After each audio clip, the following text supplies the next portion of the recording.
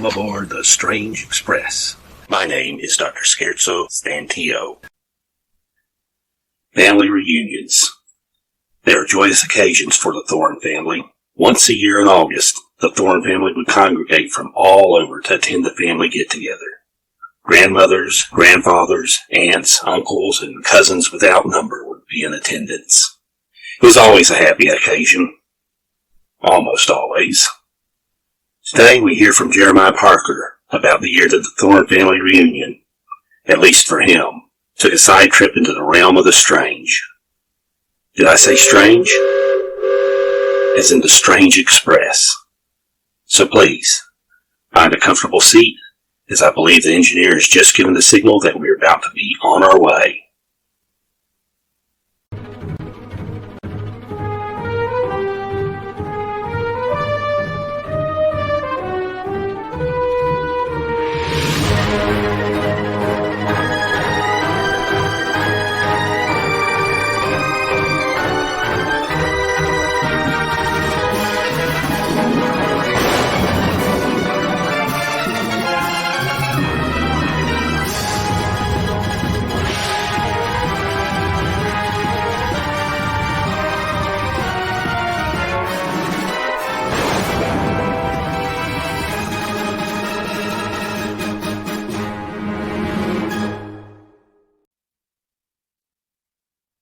I'd always looked forward to family reunions. I don't think that my father's family ever had family reunions, but it's been a tradition of my mother's family for as long as anyone could remember.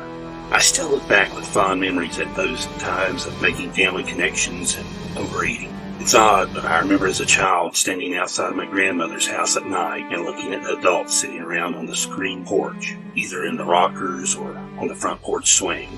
I couldn't identify any of them, except for Uncle Jesse, as I couldn't see their faces, but I could see tiny red dots, the glow of the lit cigarettes. Uncle Jesse, on the other hand, smoked cigars, and his glowing torch was much larger than the rest, so I was able to identify him easily. Other memories are about the abundance of good food: fried chicken, potato salad, baked beans, chicken and dumplings, barbecue, and every kind of pie imaginable. We went as a family most years when I was growing up. When I was older, I made the pilgrimage alone one year, as my parents had decided to take a cruise that summer. I say I went alone, but that isn't entirely accurate. I had my own car, but as it wasn't very reliable, my parents insisted, and I agreed, to make the nearly 500-mile trip to the reunion with my Aunt Sarah and Uncle John, who lived about 30 miles away from me. I'd been able to get all my packing into one medium suitcase and drove over to their house, while I would complete the journey to the reunion with them. I knew it was a mistake the moment I got in their car. My aunt and uncle were also smokers, and the inside of their car smelled like the inside of a stale ashtray.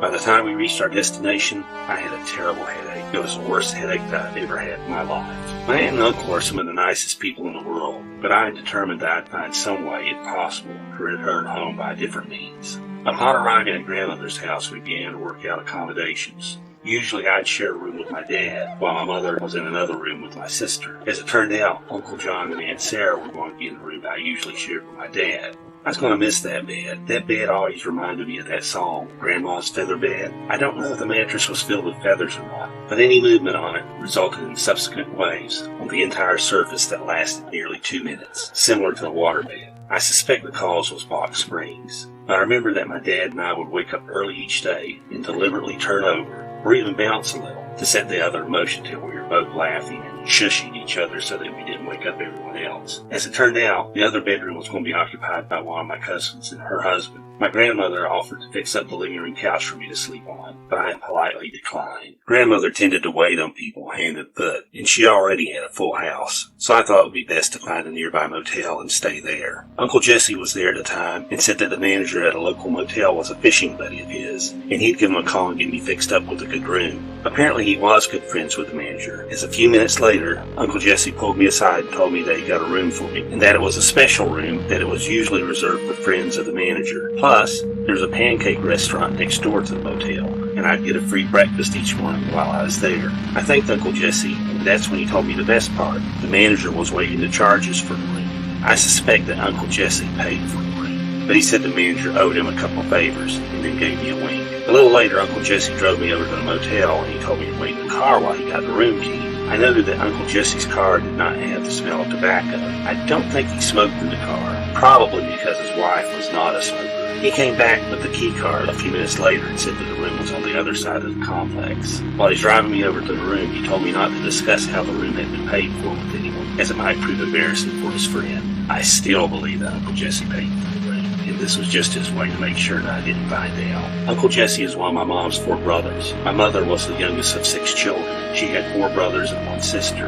As the youngest, my mom, and in turn her children, were always treated special by all the brothers. I suppose they treated Aunt Sarah, the only other daughter, special too, but I know that all my uncles went out of their way for my mom, and for me, and my sister. We pulled into the parking space in front of the room that I stayed in. We exited the car and Uncle Jesse popped the trunk and I grabbed my suitcase. Uncle Jesse opened the door to the room and we entered the room. I was very impressed. The room was not just a single room. When you entered the door, you were greeted by a real living area. No beds in sight. It was designed more like a small apartment than a hotel room. Upon looking around, I discovered that there was a bedroom and a kitchen/dining room with a built-in cooktop. Uncle Jesse was impressed too. He handed me the key card and asked me if I was sure I didn't want to go back and sleep on the couch.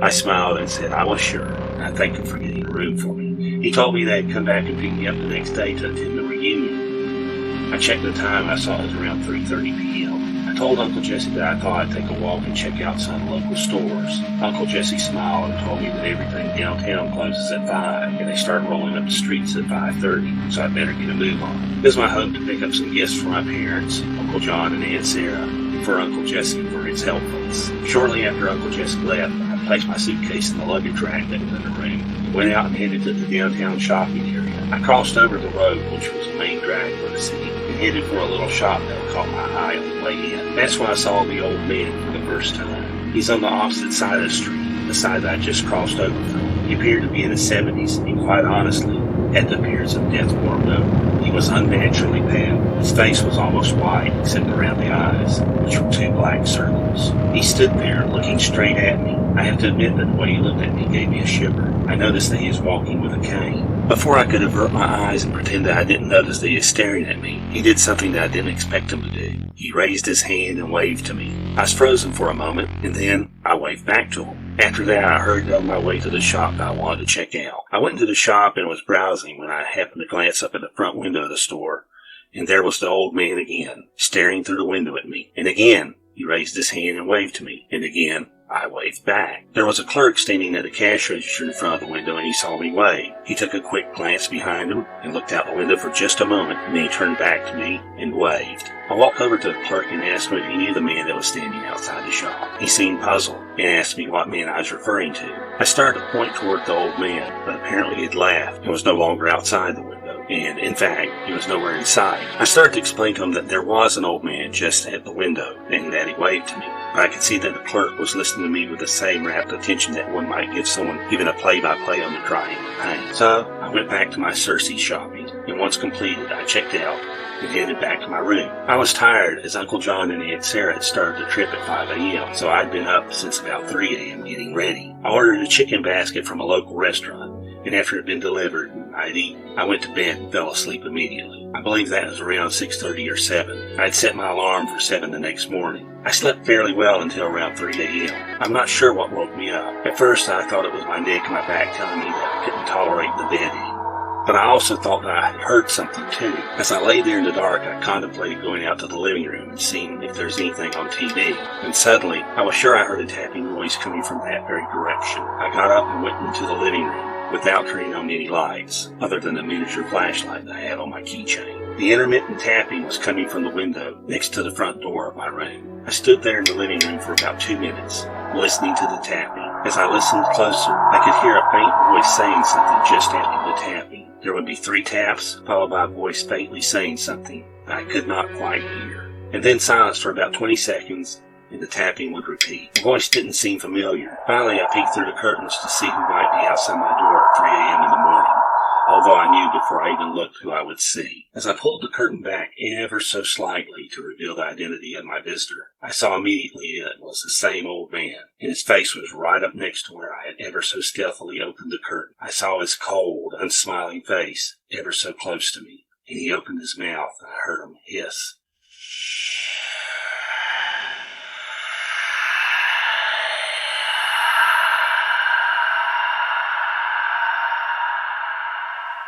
in a voice so raspy that he might have been gargling with sandpaper. I immediately released the curtain and backed away from the window. I was at a loss for what I should do next. Part of me wanted to open the door and confront this person that came tapping at my window at 3 a.m. in the morning, but then it occurred to me that the person might be armed. Next, I thought that I should call the front desk, or perhaps call 911. Finally, I decided to see if I could talk to the person before taking any additional action. So I called out, "Who are you? And what do you want?" But my call was met with silence. Next, I called out, "How do you know my name?" But again, there was silence. I waited a minute, listening, trying to detect any noise. Even the tapping had stopped. I wasn't ready to try looking out the window again yet. I sat down in the darkness on the couch that was in front of the TV. I just sat and listened for a long time. After a while, I heard what sounded like a car alarm going off in the distance, but no more tapping and no more voices. Eventually, I fell asleep there on the couch and was awakened by the sound of my alarm going off in the bedroom. I went and got a shower and got dressed, and around 9 that morning, Uncle Jesse came and picked me up.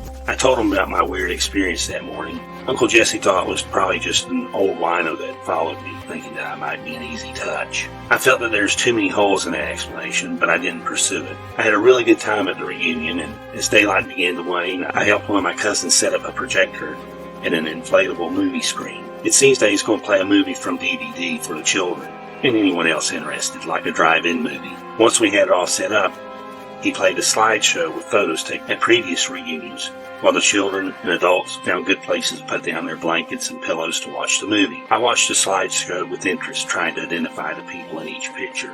I knew many of them, and I heard others calling out names. Soon we got into some of the older photos, and it's getting harder to recognize all the people, at least for me. Fortunately, my Aunt Sarah was standing near me, and she seemed to know the ones that I didn't.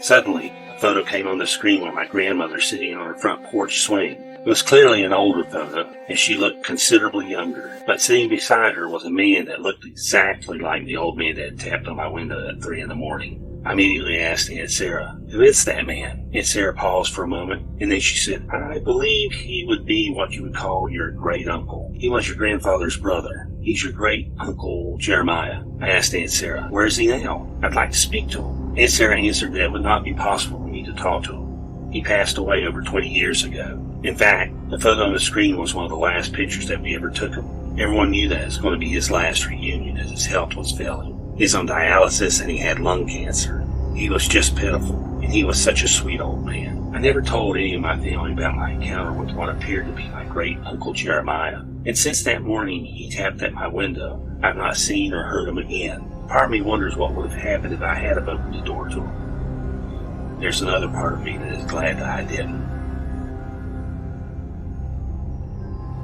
That's too bad. Another disappointing ending. I was hoping that Jeremiah did open the door. After all, with Granduncle Jeremiah being in the shape he was in, what could he have done to his grandnephew? Which brings me to another thought. If a ghost is in really bad health, would you say he is at life's door? Yes, Jeremiah could have let Granduncle Jeremiah in, and they could have taken a picture together for that slideshow. Perhaps the thought made him shudder. He might have even taken his granduncle with him to the reunion, and Granduncle Jeremiah might have been the life of the party. But probably not. Oh dear, here comes that conductor again. And he has that "I'm going to toss that bum off again" look in his eyes. So I guess I better say goodbye for now. Thanks again for riding this crazy train with me, and I hope to see you again real soon. But in the meantime, happy rails to you.